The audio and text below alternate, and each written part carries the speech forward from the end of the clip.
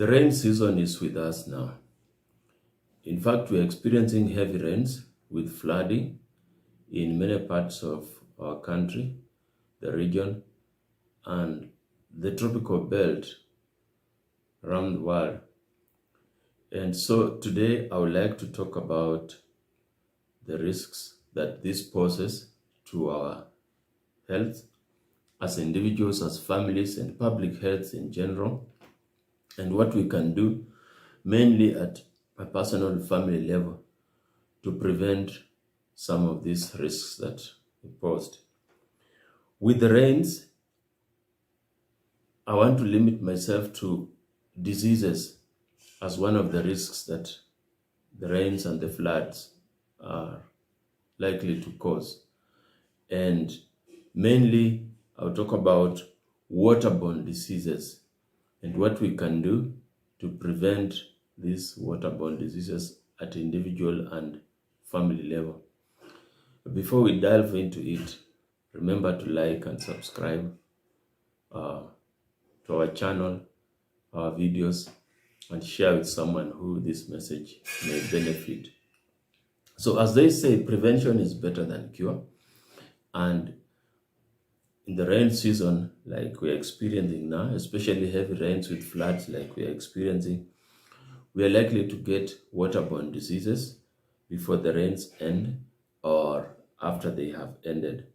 And so what can we do to prevent these diseases at our own level as individuals and families? First, let us ask ourselves, what are waterborne diseases? Waterborne diseases, in very general terms, without going into technical issues, because we are not in a medical class, these are diseases that come about because of water washing away germs, and we take through drinking or washing ourselves or washing food or contaminating surfaces that we touch, and we transfer those germs into our bodies by touching our mouths or other open surfaces like the eyes, the nose. There are also diseases that are caused by parasites, vectors that thrive in water. You think of, for example, mosquitoes. You would think of snails causing bilharzia. You think of houseflies breeding during the rainy season and spreading diseases, and many other parasites and vectors. These are diseases that are caused because these vectors or these parasites transmit the diseases, or diseases develop in these parasites, and then when we consume them accidentally, we get the diseases. So I'll talk about two broad categories: parasite or vector-borne diseases, and in this case, the leading is malaria. We also have others that are brought by mosquitoes. You know, malaria is transmitted by mosquitoes. So we have others: yellow fever, Rift Valley fever, dengue fever. We have others that are brought by other parasites. I've mentioned snails, bilharzia. I've mentioned houseflies. They can pass on germs that can cause cholera, or typhoid, or food contamination. So that's one category. And the other one are diseases that are not transmitted by parasites or vectors per se, but by water, directly or indirectly. And in this category, we think of diseases you get because you've drank water that's contaminated, or you washed your plate, your food, your salad in water that was contaminated with germs, and you get a disease. So here we have things like cholera, we have typhoid, dysentery, and other forms of diarrhea, diarrheal diseases. These two main categories are the waterborne diseases that I would like to talk about, and what we can do to prevent them from occurring in the first place at an individual level, at family level. So straight on, what can we do?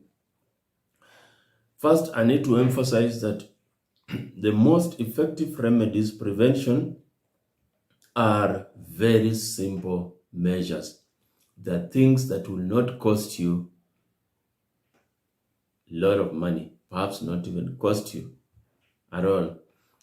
There are things you can do within the comforts of your home, your community, and they are effective to a very high percentage. Roughly, they can be effective to about 90-95% of the prevention of the diarrheal diseases or the waterborne diseases.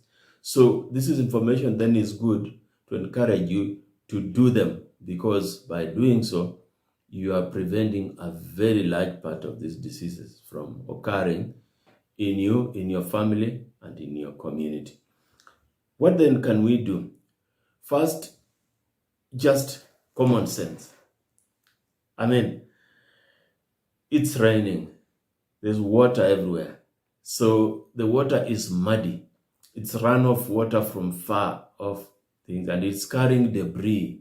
You can even see some animal waste. There's a dead cat. There's a carcass of an animal, a bird, snails in the water. So you can see the water is dirty. You do well to avoid this water.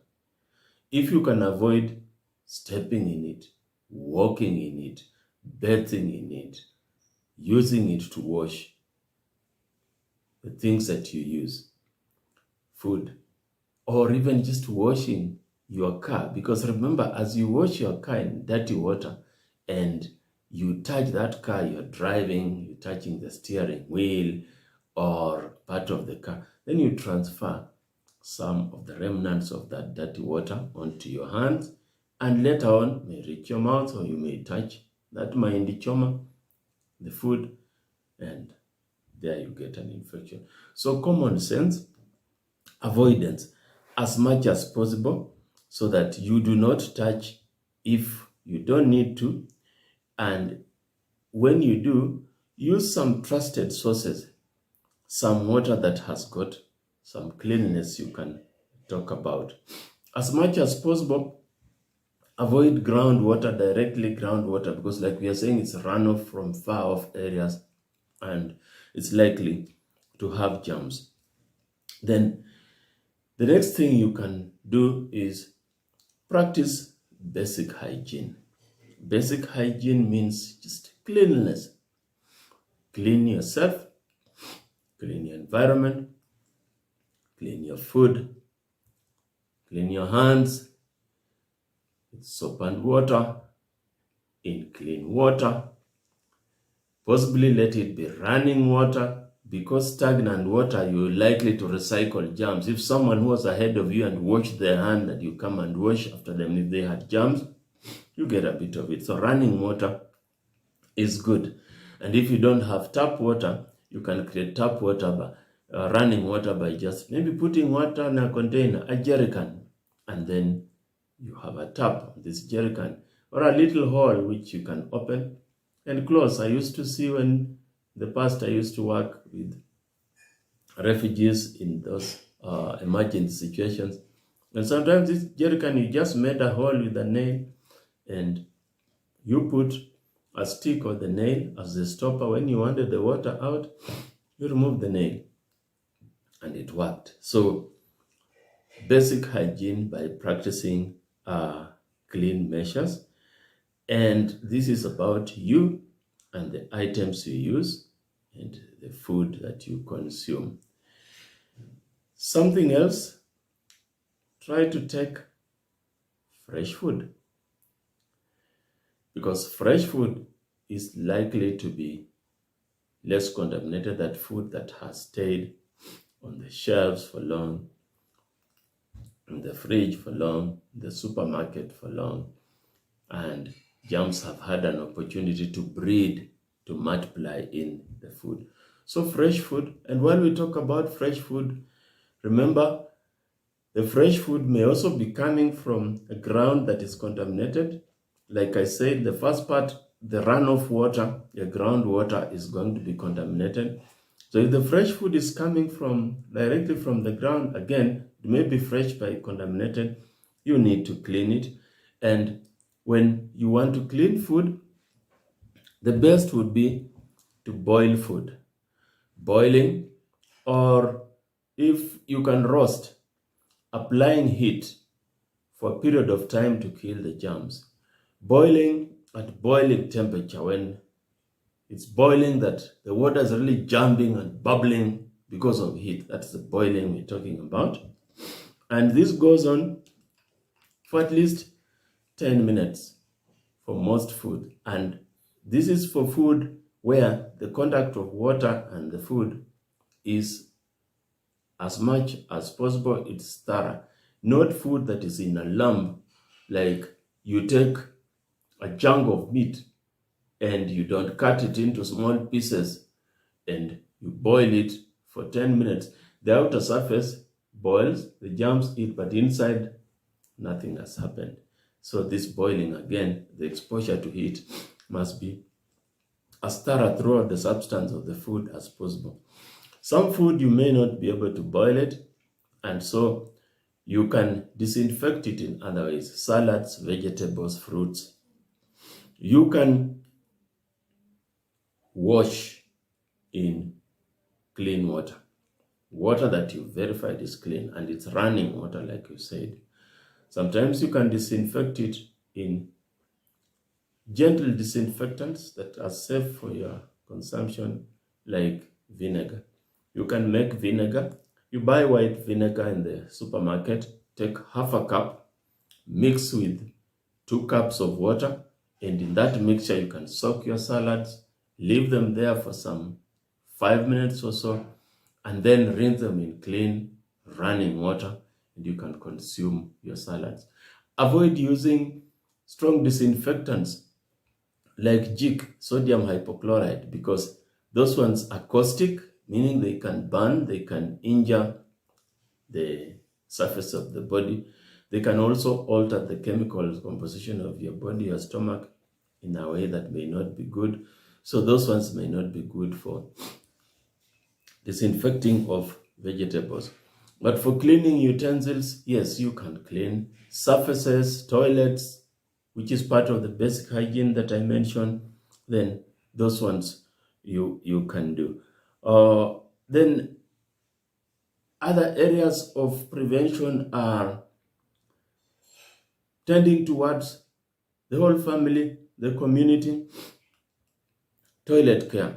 You need to have a toilet and use it well. And the toilet, if it is a pit latrine or pit toilet, it must be deep enough. It can't be a shallow toilet because it is going to flood with water, and the waste in the toilet will float onto the surface, run off with the water, and contaminate the water around. This contaminated water, the runoff water in the floods, usually will get at some point to go underground, and it joins the groundwater, and it will contaminate groundwater. As you know, most of us in this city of Nairobi and many other areas, we use groundwater, borehole water, and so it can get contaminated, and again you get that water coming into your domestic tank and the usage. So having a toilet, using it well, is good. I made a video previously where I said some people in urban areas, particularly women, have a behavior of just relieving ourselves in the open without caring. This is particularly hazardous at a time like now when the rains have come, and it is something that we need to avoid. Talking about the water in your tank, part of the hygiene and the good public health practices, that water needs to be treated before it is consumed. And we have common treatments that are available. You can buy chlorine, other chemicals that are safe for human consumption. They have instructions how much you can put in a jerrycan, in a tank of water. You let it stay a little bit, and then you can use. Another thing, boiling of this water. You can disinfect it chemically, you can also boil. When you boil water, it's a good and safe method of disinfecting without even introducing chemicals in it. You boil the water until it comes to boiling point, and again, like I said, at least 10-15 minutes of boiling. You let it cool, then you store in a container that was cleaned previously, and it is safe for storage and usage. Still on this subject of drinking water, if you can avoid drinking groundwater during these rains, the floods, you help yourself, because groundwater is likely to be more contaminated. You could choose to use water harvesting, use roof water, rainwater coming from the roof. If you have a good roof and the roof does not contaminate the water, maybe by giving in many debris or minerals or material that could be harmful, you can use that. And you can check that by just a simple check on the roofing material you have used for your house, and you can see if it is safe for drinking. That water harvested, rain water harvesting, will be safer during this period of the floods and the heavy rains than groundwater. Finally, education. All these things I'm saying are simple things. You probably have learned them in school, in your biology, you hear them in the media. So they look simple. But we keep talking about them because we need to remind ourselves. Humans are such that if we remind ourselves of something, it sticks. So it's not like it's very new or technical information, but it's information that's getting reinforced, and that's important. At family level, therefore, you can reinforce these messages of hygiene, of good public health practice, safe drinking water, safe food handling, by teaching it to members of your family, especially the young ones, the children. Teach them this, show them how to practice this, and then let it get ingrained into them. It becomes a habit, it becomes a way of them doing this, and slowly then it builds into a culture which translates to good public health behavior at family level, at community level. All said and done, remember that your little effort at individual level is what is going to count. Finally, to do with the parasites or vector-borne diseases that I mentioned as one category, you can prevent, again, by what we've been told. Keep the vectors away, keep the home environment clean, clear the bushes. Right now with the rains, the bushes are there, and you need to clear them. Drain pools of water that encourage mosquitoes to breed, snails to live in them, and prevent contact between yourself, your family members, and these vectors. Sleep under a mosquito net. Use mosquito repellents. We have them in forms of oil, creams. We have them in the form of sprays or incense burning. All those measures, and that combined again with the education that you're giving to your family to practice good hygiene and good preventive measures are good. Some of these diseases have got vaccination. That's a good prevention measure. Yellow fever has vaccination. Even malaria now, vaccination is coming on board. The typhoid, cholera, these diseases that are waterborne, they have vaccination. So encourage your family members, take them for vaccination. Some of them can be vaccination that lasts a long time, like yellow fever. Some of them is short term and you need to renew. It is good to check your vaccination status, especially at this time. And all these measures then put together will go a long way in preventing these diseases from affecting you and your family.